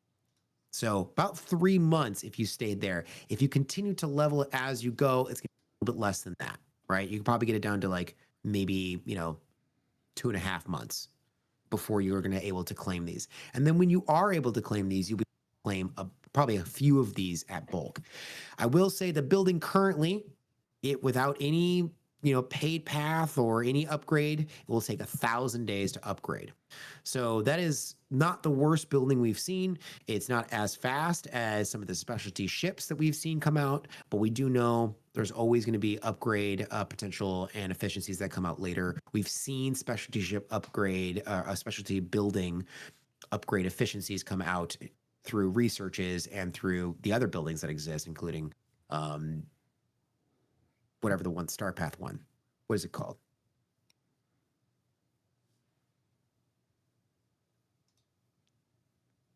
The Forge Research one? No, the Nova Squadron. Nova Squadron gives you specialty building materials cost. Yeah, the building. Not for this building yet, but as you can see, that trend exists. So we'll see efficiencies later. It will not take 1,000 days to max this. It will be faster for most players, but so yes, that building claim, that extra claim that you're going to get, free to play won't be seeing that for a few months. But at that same point, like, you're going to have some upgrades to this building that are going to be useful to you, including the mining bonus, which is the big thing. Some of the chat is indicating that once you hit that building level or hit that research, even if you've passed the building level, that those bundles will pop retroactively. There is some evidence in the architecture of the game to suggest that is true. So that could be something you could look forward to. I wouldn't say bank on it with 100%. That is definitely true. I upgraded my building all the way, didn't do the research, then did the research, then got all of them at once. So you're not going to miss out on any of those decade upgrades if you don't do the research right away. Don't worry. Okay, there you go. So that did happen. Thank you, Lost In. Thank you, Griffin, for confirming. So there you go. Silver Tab answering the question. Then if you go past, so then in that case, do not actually hold back on the speed of the building. Just keep going, because you need to get that mining rate and continue to earn single and maybe eventually double pulls of that common refinery to get more of that forge dust. That is a breakdown on the Transogen Forge and the bonus claims. There's more to Flashpoint coming up just around the corner. We're going to move on to our next chapter. Thank you again to Jules for this quick and dirty on the Transogen Forge building and how it is going to help fuel your progression, both time-wise and with the materials and resources gained throughout all of Flashpoint. Thank you, Jules, from the Talking Trick Laboratory. More in the next chapter. Here we go. Before we go into the next chapter, Jules, I don't know if we're suffering a laggy battery on your headphones, or maybe you should pop out of Discord and back. You're dropping in and out frequently. I'm losing your mic about every 15 seconds for 1 or 2 seconds. It's dropping out. So let me get you to reset there real quick, and then we'll go into the next one. Morphe says, this is super info. Thank you, guys. Hey, listen, this is the power of the executive production team led by Tarpy back here, who worked on this literally all day.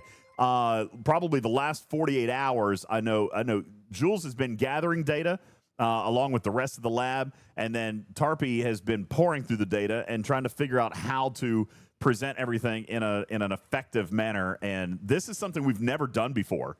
We've never done this style. I think it's working beautifully, actually. Tarpy, this is a great idea. While we're phenomenal. waiting for Jules, we probably let me get this part on so I can do what? I said, while we're waiting for Jules, let me get this part in, because I want to put it in the exocomp. Oh, please do it. Throw me back up there. And then I think I said, that's still you on the screen. Okay, here I'm. Got it. I can demonstrate that. If you see here, we have 38.2 million of this memory alloy to upgrade the ship. The exocomp at 50% is very effective. You go in here into the refinery, and I'm going to pop this cube exocomp, DJ, just to show you what it does. Okay. Here we go. The board cube, 50% for 12 hours applied. And it only costs 90 of the Transogen. For those of you in the podcast audience, there will be a clip of this available on YouTube. But he went in, spent 90 of the Transogen, has popped that. Let's go and check your exocomp factory. This is an auto pop. So if you take a look at your exocomp factory slots there, we should see this already in the exocomp slot. And there it is, 11 hours, 59 minutes remaining, 50% board cube parts cost efficiency. So let's hop into the cube and see what it actually saved you there. And that took our 38,000 down to 25,000. 25 million. That's a savings of 13 million of that alloy. All right, that's pretty amazing. Count DeVille says, did I see a cooldown on popping that EXO? Griffin, can you pop back into your consumable refinery? And we do see a cooldown. It's a 5-day. A 5-day cooldown. Look at that. So if you go in and pop these consumables, maybe specifically also the research one, I think that is going to matter. You take a look at these. Ooh, it's a 7-day on the cube. 7-day cooldown on the auto-activated exocomp. However, as Fisty points out, it is a significant benefit. So make sure you're properly prepared. You're going to get one shot over 7 days to be able to use these efficiencies. Make sure that you've got the efficiencies. Make sure you've got everything ready to go and lined up, because you've got one shot, 12 hours, one opportunity to blow all of your ship materials. Thank you, Marshall Mathers. All right. Very good. Thank you for the demo on that, Griffin. Or buy more. Is Jules back yet? Jules is back here in just a second, but we are going to take a very quick break. We need to take one for Twitch. We also need to take one for the podcast network, so we're going to do that right now. And when we come back here in our live studio audience and for our podcast audience, when we come back, we still have multiple bullet points to go. As a matter of fact, I'm going to jump in here and take a look at what we're going to transition to next. This is a perfect spot for a break, because what we're going to transition to next is a little bit stepping away from the loop and now looking at Flashpoint, the events, the server milestones, the Crucible events. We're going to take a look at what servers are being asked, what alliances are being asked, and what you as a player are looking at as far as your requirements for the event completion in this brand new server invasion. We're going to take a look at that on the other side of the break. My name is Ultimate DJs. This is Talking Trek Live, Star Trek Fleet Command's official podcast, and we will return right after a break and a word from our sponsor. Please don't go anywhere. Thank you so much for being here. We'll be right back. Commanders, in the vast universe of Star Trek Fleet Command, understanding the rules of engagement is crucial. At PvPtarget.com, our comprehensive guide ensures you navigate battles with honor. Learn the importance of protected cargo and why attacking a ship under its limit is deemed by some as an act of war. Discover which vessels are classified as warships and what ranges of ships you can attack. Find tips on crewing, mining, and the battle triangle, and so much more. Equip yourself with knowledge to engage responsibly. Visit PvPtarget.com and become the commander your alliance deserves.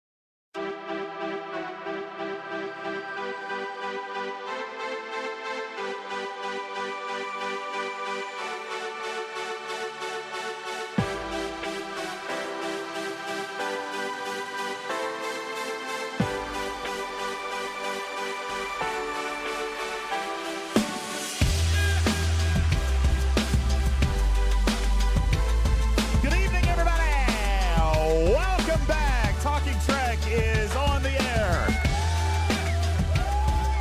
We are Star Trek Fleet Command's official podcast. Thank you. Thank you very much. Appreciate you sticking with us. Thank you to the live studio audience. Thank you to those of you listening in podcast playback. Thank you guys for watching on VOD on Twitch. Thanks for listening and watching on YouTube podcasts. We are on Podbean. We're on Spotify. We're on Pandora. We're on all the places that you get your amazing podcast content. Thank you guys so very, very much for everybody tuning in and consuming the content. Thank you to Just Captain. Thank you for the new follow. Welcome in here over on Twitch. Appreciate you being here. Thank you, Lost In, for dropping 20 gifted subs in the last segment. Appreciate that very much. Maj, Wilhelm, Sheepskin, thank you guys so very much for your substitutions. Or your subscriptions. The other sub word. Yeah. Thank you guys for your subs during the previous segment. Shout out to you from Germany. What's going on, Puck? Thank you for being in our chat. Thank you guys so very, very much. My name is Ultimate DJs. This handsome fella over here is Griffin. We are your Talking Trek team. And we've got so many amazing people that are putting together such amazing content for you here tonight. I saw in the chat just a second ago, Griffin, I saw Tarpy dodging responsibility for this epic production and teaching. You know, and I don't want to take anything away from anybody. Obviously, everybody has roles. We've talked about this even inside the Scopely organization, Griffin. Everybody has roles. Everybody has responsibilities. You know, certain people do comms, certain people do event writing, certain people do game design, certain people do this stuff. When we're talking about organization and structure of this show, we have definitely taken it up a notch over the last year, and I know that is because of the extra talent and the extra attention to detail that has been brought to the team by Tarpitude. The teaching that Jules has been able to give you guys from the Talking Trek lab. You know, the lab, if I'm not mistaken, Jules, wasn't the lab your idea to actually create this meeting of the minds? And you've got great people over there. While we're handing out some kudos here and some accolades, Jules, do you want to shout out a couple of the people on your team over in the lab that have helped put this thing together and given you analytics and given you information and how you guys are able to present everything here from the lab? Because you guys have been doing a fantastic job as well. Do we have Jules back? He's muted. I see him back on the stage. I'm here. You are. I'm back. Yes. Thank you very much. I do want to say that your team is doing a great job. The biggest help. Yeah, the biggest help definitely comes from Quasel, who's been right there with me as we're building these charts out. He was in there putting data like the minute these Flashpoint events started dropping. He was going into systems he has no business going into as a Op 69 player and hitting the hostiles just so he can get some chest info for everybody. So huge shout out to Quasel, who's been a integral part of us building these charts out. And then Magoo has had a hand in basically everything, either pulling data or helping Tarpy with charts and graphs. And of course, Quirky Zombie coming up with all of the facts and the actual hard calculations behind some of this stuff. Muffins for testing it for us. And of course, you know, Griffin and Canine Tooth for actually giving us some of that high tier data that nobody else can actually really get. So I do appreciate everyone who supports us in the lab, everyone who provides data. And I do want to give a big shout out to the STFC Officer Tool Discord. Specifically in the data collections channel we have, it's been growing. We've been getting data from all walks of life, including an Ops 30 who gave me a wealth of information of what happens at Ops 30. We don't see that many Ops 30 players around who are willing to give that kind of data or even looking for that kind of data, who stay at Ops 30 long enough to be able to collect that. So huge shout out to the community over there as well. Absolutely. You know, we've talked a lot about this over the last several months. It really does take a village, and what, you know, the Talking Trek community has done, and this brand, it is. I've kind of joked with Tarpy, and I even mentioned here at the beginning, I haven't played this arc. Like, how terrible am I that I haven't played this arc? But we are still pumping out the kind of content, and that's because it literally does take a village. This brand has grown well beyond me. It has grown beyond Griffin. This brand is the Star Trek Fleet Command community anymore. And it's so humbling. It's so amazing. You guys, just like, you know, what Chronox has done with STFC statistics and what Kill First and his team have done with Spock's Club, Talking Trek is becoming the wealth of knowledge and analytics and science in this game. And yeah, wait, what? What's wrong with me saying a village? Yeah, you know what? That's what they say when you have a baby. Like, it takes a village. Like, when you have a baby, like, it's not just mom and dad. It takes a village. All right. And yes, it is. They do say that. Yeah. Yeah, they do. We've gotten so big. I've joined a union. That is an appropriate term, Archer. Yeah, Archer. Yeah. What? It does. It takes a village, and that is what has happened here. It has gone beyond. Can you imagine how terrible this content would be? Can you imagine how terrible that this content would be if you guys were relying on me to bring it to you? All we would learn is how to do payroll. I mean, you wouldn't learn diddly squat. All right. This has grown well beyond what I had ever dreamed for this, and I'm so grateful. I'm so humble. Yeah, that's right. You'd learn how not to do payroll. That's exactly right. Thank you. You know, I might be the number 22 content creator, Shelby, but Talking Trek as a team, as a product, and as a brand is bigger than ever before. And I'm very grateful to all of you guys for making that happen. Thank you so very much for being loyal patrons, viewers, listeners, consumers of our content. Thank you. Appreciate you. I hear there's like a world record holder or something too, right? I don't know if we ever filed for that. Did we, Tarpy, did we ever actually get any traction on the world record for being the first Twitch stream in international waters? I don't know if that actually ever happened, actually. it happened. Well, it happened. It just did we get it credit for it? happened, and then You had banners and everything. Yeah, I know, but kind of told me I needed to submit it, and then I realized that I'd have to pay for it. Wait, And then I what? completely spaced it. We had to Yeah. pay, how much did we have to pay? I don't remember. I can look it up again. Was it a lot? I mean, Yeah. because I would pay I it. don't remember. It's been a One bit. new vengeance. Wait, what? More than a vengeance? Oh, I yikes! don't remember. Oh, I gotta look it up again. Like, yeah. in all honesty, I What's don't. the media honestly, I don't- pass? It was right around 350. Yeah, I know. That's see what had happened It was right around the cost of a flight. We don't talk about the vengeance here. Number one, I already laid that rule out. Okay. Snake Eyes. What's up, Snake Eyes in the audience saying, listen, I don't know about you guys, but I feel like we had pretty good content back in the day. Yeah, that was back in the day when I had time to keep up with it, and you were. Do you guys remember the Snake Eyes Speaks series that he started? Back to Basics is what it was. I'm pretty sure he only made like 3 videos. It was very dedicated content. No, it's just the one, but it was a good one. And if I'm not mistaken, it was how to move your base. Do you guys remember that video that Snake Eyes made on his own? How to move your base. That was the one. So fantastic. Absolutely. Hey, that's absolutely the good number stuff. one video on YouTube on how to move your base on Star Trek Fleet Command. So he accomplished great things. How to move your base. So very, very cool stuff. All right. As we get ready to get back into it, I did see an interesting question in chat. Oh, that's how to not lose your account. Oh, well, that video is completely irrelevant now that you've got Scopely ID. Or did you do it on Scopely ID? I don't even remember. I should go back and watch my own video. I should go back and do that. I did see this question in chat, and again, sensitive topic here. Sensitive topic. So I'm not sure if I should answer the question, but it was a community question, Griffin. The question was, how many Vengi exist in the galaxy? Vengeances? Oh, I think is the number 6? It's actually 7. No. There were 7. 7, really? 7. The U.S. One ring to rule them all. That's right. The U.S. had 4. All right. The U.S. Servers have 4.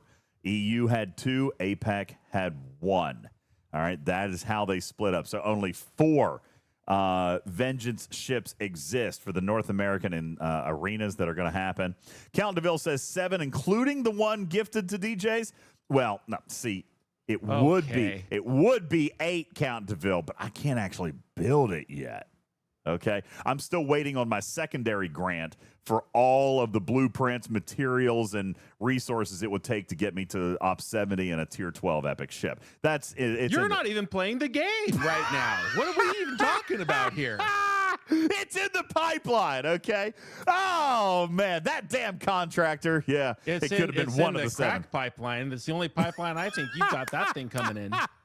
Anyway, it's we've good got stuff. a list. We do. There you go. So that's there you go. Oh, okay. Snake Eyes is telling us how to $800 to process an application for a Guinness World Record. What? Oh, that's nothing. Let's go. No, I'm not. Nah. That sounds about right. That sounds $800. That's ridiculous. That's terrible. That's the cost of the mixer that we brought. That's somehow. one component. Yeah, but we could spend $800 and do so much more amazing stuff. I mean, come on. Or you could be immortalized in the Guinness Book of World Records for the first ever International Waters live stream. That is good. No one can take that away from you. Maybe we should do that. We should totally do that. Absolutely. God. So the other part of this, Havenmeyer says it's a pay-to-win world record. Names on it, There what needs to be? and I didn't want to be putting my name on it. So I can put my name on it. That's fine. I think I've That's fine. doxed myself 38 times anyway. I think you should put your name on your record. Like, it shouldn't be me. I'm gonna put ultimate DJs. First name, last name. That's how it's gonna be. All right, surely.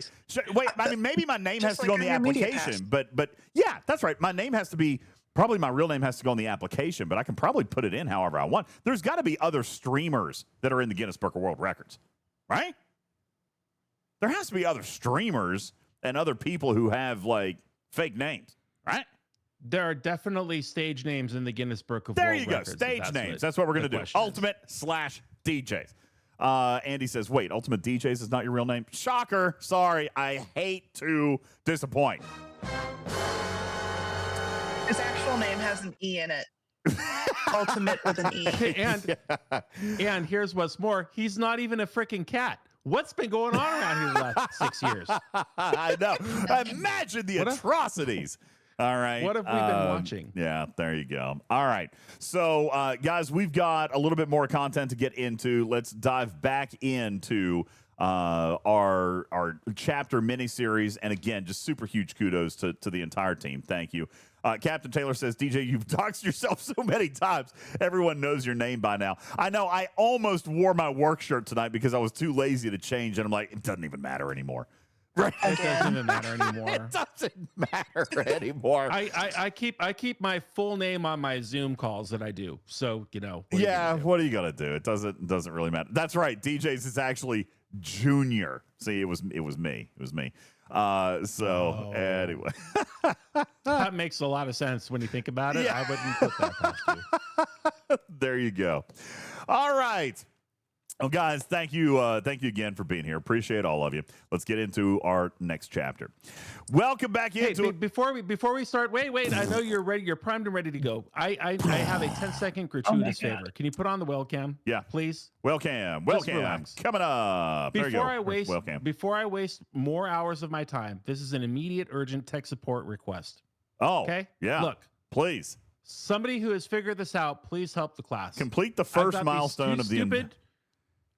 Complete the first milestone of the Gold Rush event. Where is this Gold Rush event? Because nothing is called Gold Rush event. It's like Tarpitude and Jules Verne had taken over for naming events that are not actually the names of the events. Where's that? And then number 2. I would name an event that's actually there.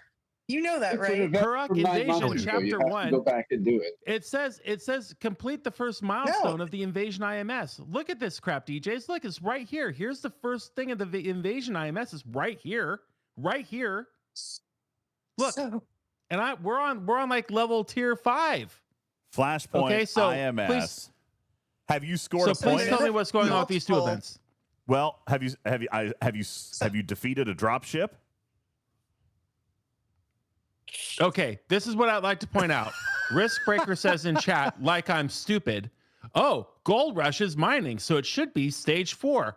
What the F is stage 4? How many stages are there? Where are these stages? Look at my screen. There's 4 stages. Look here. Stage 4 is going to come in 3 days and 12 hours.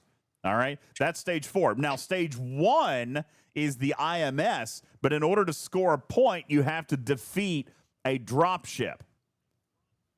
No, it ends Those in are 3 days, 12 the hours. hostiles have been floating around all day. No. Guys. Yes.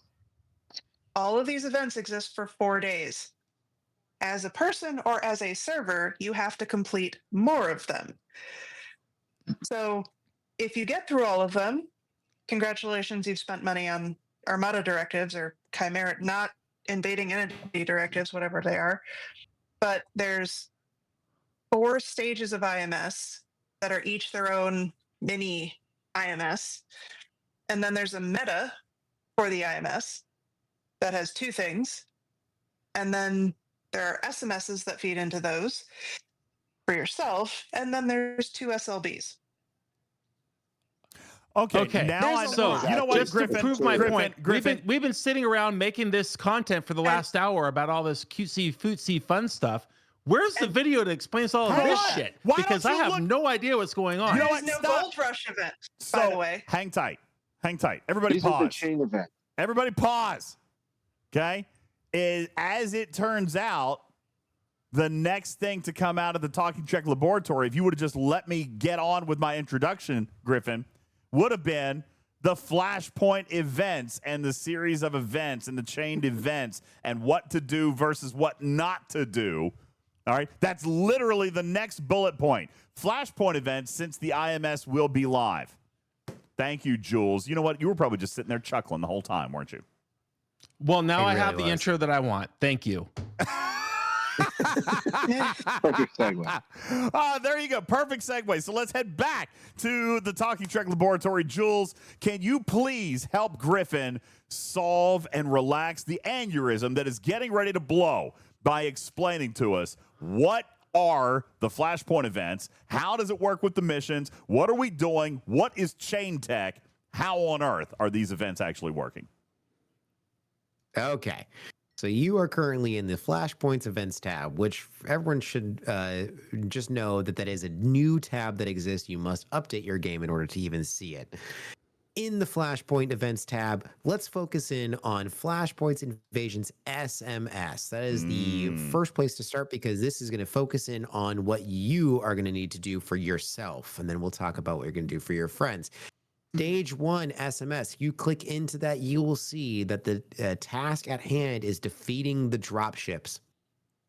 The dropships are going to exist in all of the new systems, level 40 and above. Every single system, the surveys that existed in those systems have been replaced with these new dropships. And you'll gain higher level points for the higher level dropships that you can hit. That is stage 1. Okay. And it looks like you're going to try to go fly into them. And I'll just say you don't even have to look at this tab. Stage 2, by the way, more dropships, higher milestones, more difficult to get to. The linked event portion of this is that you must complete the final milestone of those stages in order to unlock the next milestone of those stages. And that is how they are linked. The IMS, or instance milestone, or essentially what your server is going to be able to accomplish, are mirrors of these. So stage 1 for your server is also going to be killing dropships. Stage 2 of your server is also going to be killing dropships.